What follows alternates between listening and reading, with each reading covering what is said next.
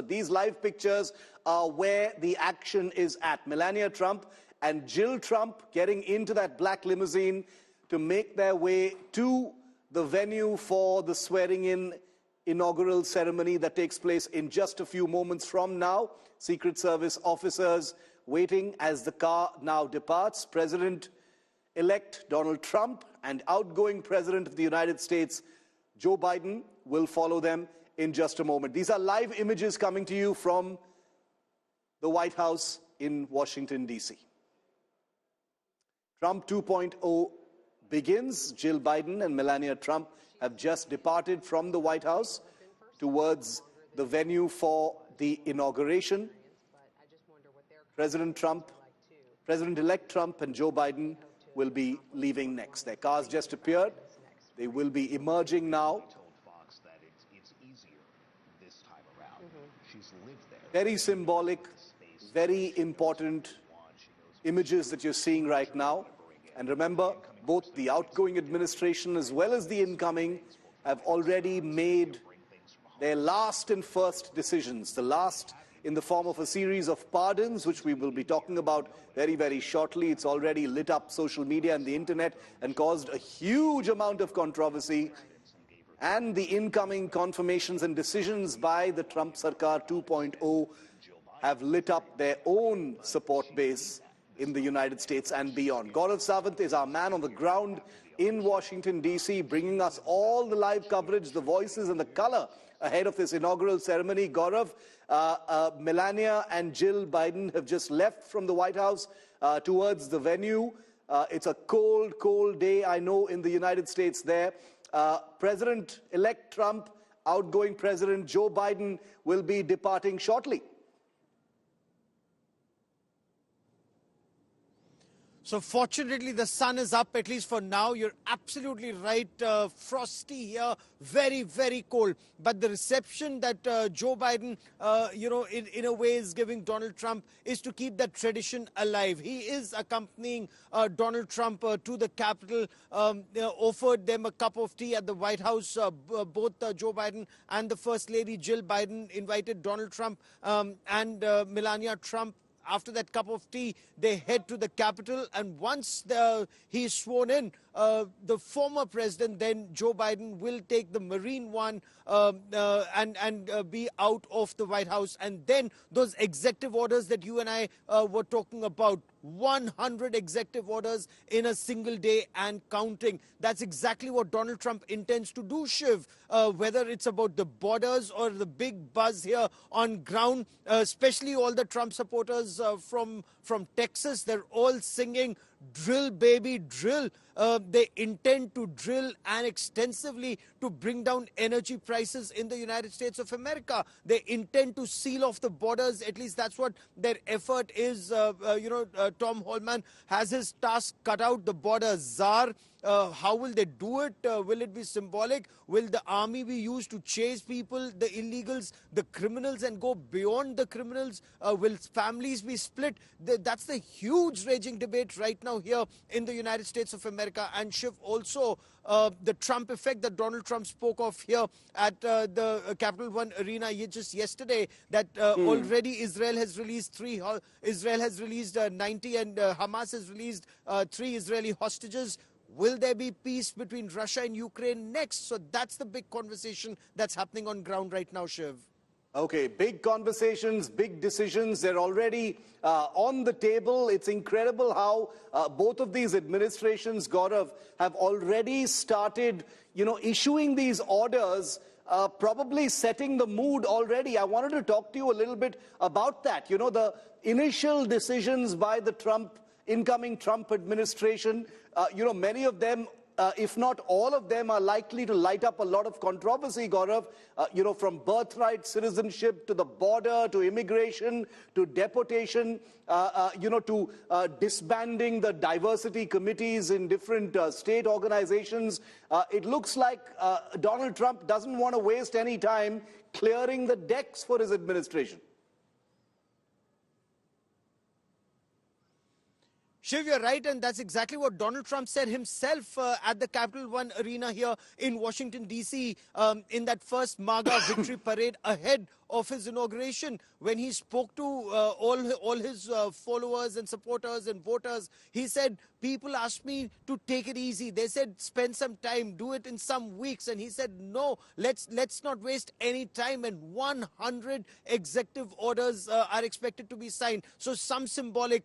When he's sworn in as the president and as the supreme commander of the armed forces, and that is such a huge thing here in the United States of America, that you're sworn in as the supreme commander of the armed forces. Then when he heads to the White House, and symbolically, at least that is what the local media here is talking about, he will sign some executive orders at the Capital One Arena, where there's a huge crowd shift.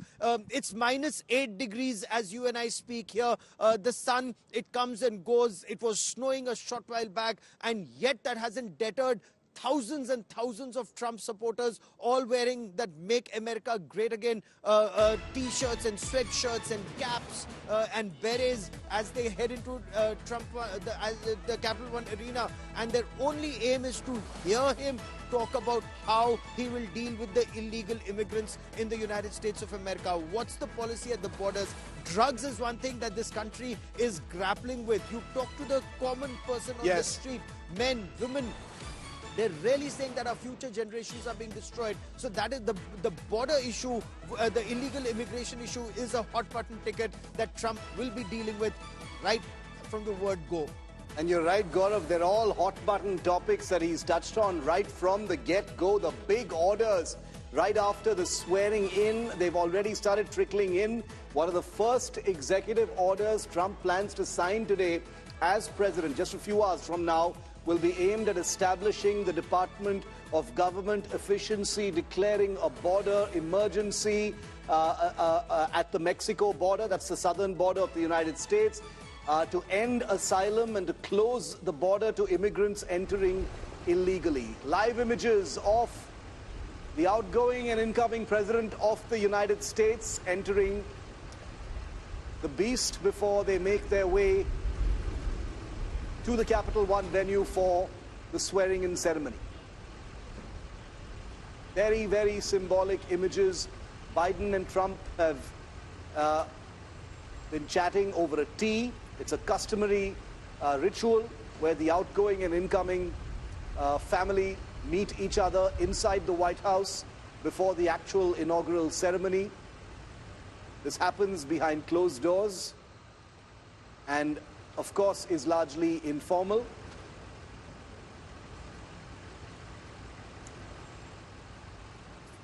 That's the beast now pulling out from the White House driveway and will be making its way straight to the venue. Melania and Donald Trump also attended a church service before today's inaugural that takes place in just a moment from now. These are live images coming in from Washington, D.C. That's the Capitol Hill, the Capitol building in the distance there on Washington Avenue.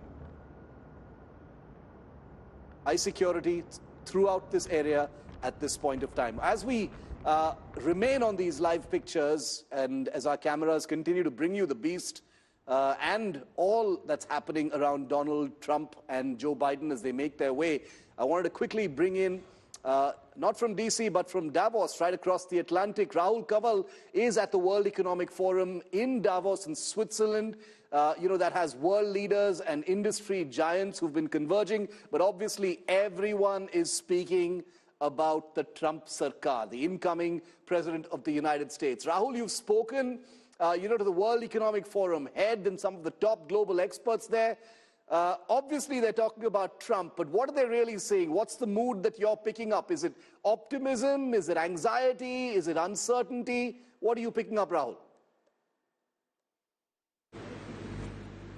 It's day one of Donald Trump's second presidency. It's also day one of the World Economic Forum 2025 here at Davos.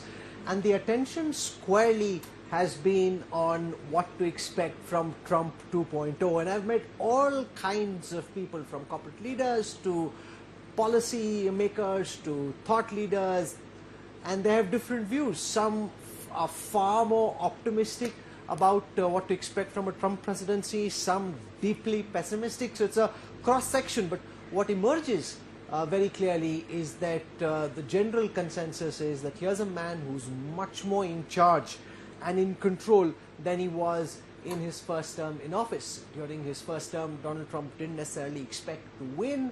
His team wasn't his own. There were lots of Republican old guard. This time, all his appointments have been of people who've been Trump loyalists, who are seeped in his ideology, in the MAGA worldview, and therefore are far more closely aligned to the Trump agenda than his first team was. This also means that he will have the ability to walk the talk on some of the political rhetoric we've seen on the campaign, and the big focus, frankly, has been on immigration and on tariffs here in Davos.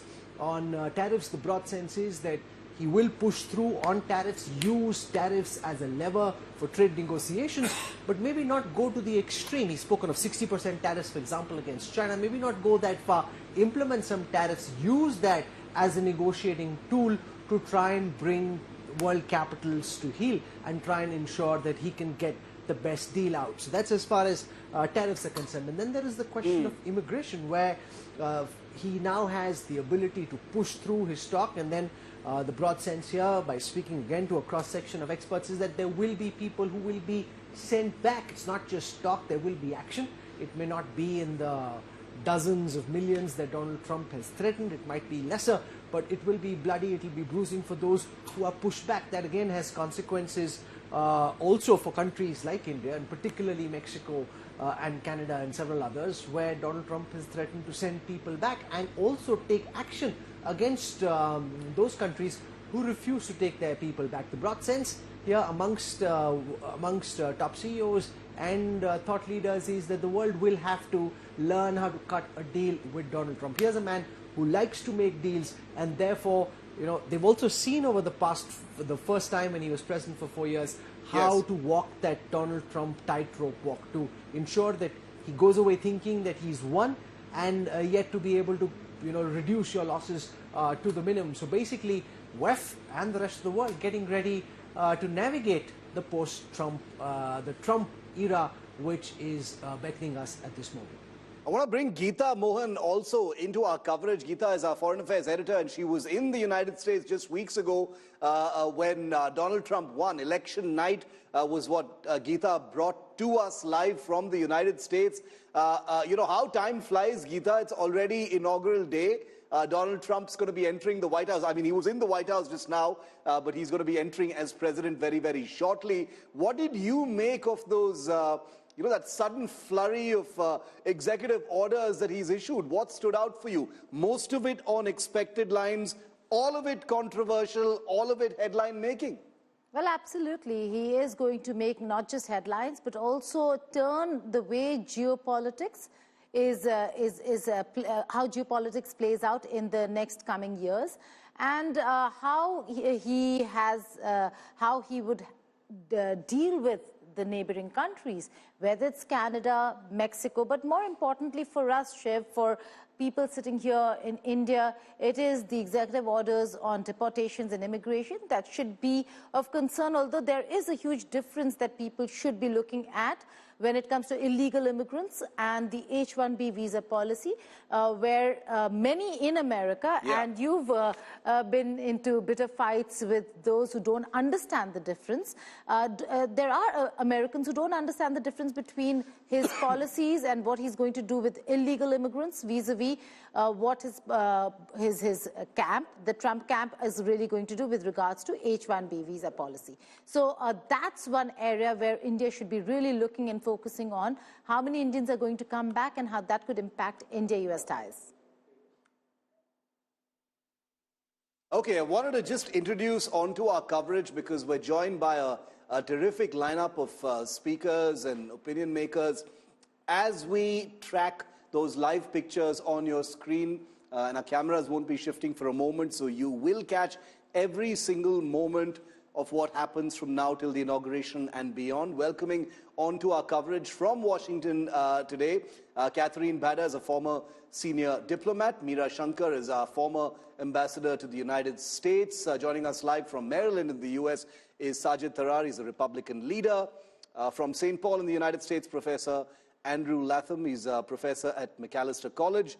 From New York in the United States is Professor Julie Novkov, is professor in Albany University. Thanks to all of you for joining me on our coverage. We're also, like I said, joined by Rahul Kanwal and Gaurav Sawant. Rahul is in Davos and Gaurav is in Washington, D.C., and he'll be our man on the ground getting us that. So let's get some opening comments from all of our panelists as we track the beast as it makes its way towards the inauguration venue. Catherine Bada, apologize if I've pronounced your name wrong, but if you can hear me, your first opening comments. You've just seen the first executive orders from the incoming Trump administration. Did anything stand out for you, or was it all on expected lines? Your opening thoughts, ma'am.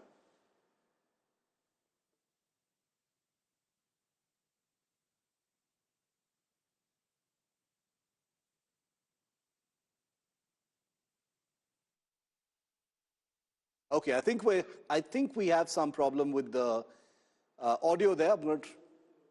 Okay, Catherine Bada, if you can hear me, my question to you was, a flurry of executive orders by the incoming Trump administration have already been made. What did you think of those? Your opening thoughts? Well, I actually haven't seen the ones that have already been announced, but it's sort of an open secret what they were supposed to be. Yeah. A lot related to immigration, some cultural events, a lot directed at the federal government, for example, mandating that federal workers have to be in the office 5 days a week. So, as far as I know, there are no big surprises either for me or the media or voters at this point. Okay. Sajid Tarar, what did you make of those decisions? Your opening thoughts on the announcements that have just emerged from the Trump administration, the incoming administration. I have been watching his speeches since at least 3-4 days, and I think he has put all of his cards on the table. He has shown his frustration towards the broken immigration system, broken border. Yep. He has focused on the gangs from Venezuela and Congo. He has said his frustration towards many things, DEI, the culture, woke culture, men in sports. So he has said, and what we are expecting in Washington, D.C. are strong orders against immigration, deportation, fuel emergency, energy independence, and then DEI culture. And not only this, the terminating all of the orders have been signed by the President Biden in last days. So all of these are on the table. And I think he's justified because this is what the mandate is about, giving him a big support from swing states. People need the change. People are sick of last 12 years of socialism, weaponization of Justice Department, and government interference, spending of the government, supporting wars. So all of these people are sick of inflation. So I think it's a new America today, new dawn, new morning, new America, new world, matter of fact. And he has delivered many things in 1 month versus 4 years of Biden, like Gaza and like Ukraine right now. He has mentioned many times that the word was very close to a third world war, and he's not a war. He's considered himself as a peace-loving president. His speech other day, I wanted to use the 3 words: love, religion, and tariff. So he will get all of his objectives of war with tariff and economy because he's a businessman, and the world is sick of it. American infrastructure need attention. American law system, law and order, it needs attention. Pentagon is demoralized. Police is demoralized. I think we need to have America back. That's part of his huge agenda. Okay, so you're calling it a new dawn and a new day as far as America is concerned. He's made many of those promises. A lot of people view it as big talk, but he seems to be signaling that he's willing to put his money where his mouth is.